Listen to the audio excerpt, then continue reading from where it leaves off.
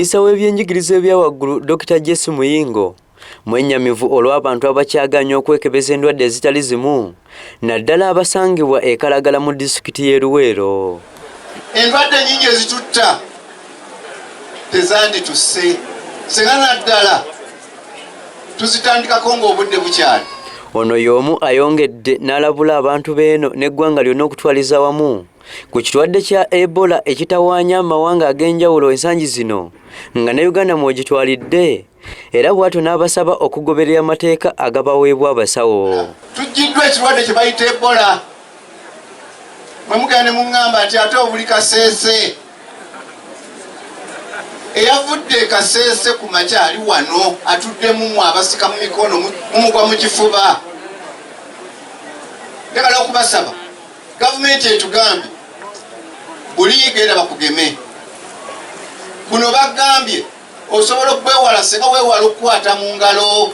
Ye Father Francis Ssemuddubwana omukulu w'ekigo ky'e Nabitalo mu busumba bw'essaza ekkulu erya Kampala asinzidde ku kigo ky'omutuukirivu Kizito Omuto e Natyole mu busumba bw'e Kasana Luweero ng'ono abadde ku mukolo gw'okusabira omwoyo gwa Tom Mubiru n'akubiriza abantu obutalinda nga bafunye ekirowoozo eky'okukola ekintu ekimu nti wabula bakikolerewo kubanga bw'olinda omulabe oyinza okukifuwa ng'okiza munda.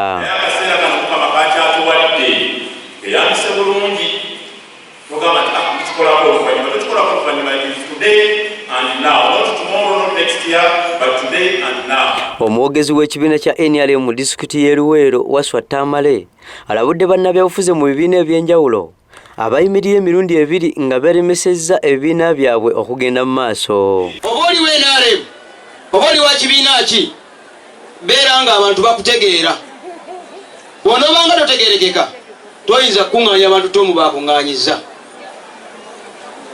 Tunyolwanga aba NRM okuviirwako omusajja waffe naye mbasaba bana NRM twezeemu amaanyi. Omutaka Lujja Lwase asinzidde wano n'akalaatira abaana b'omugenzi Tom Mubiru okufuba ennyo okukola ebirungi nga kitaabwe bwe yakola. Niye abadde abaagala bw'abanga abadde n'okwagala okwo mumwagale ng'afudde naye nga mukola ebikolwa ebirungi.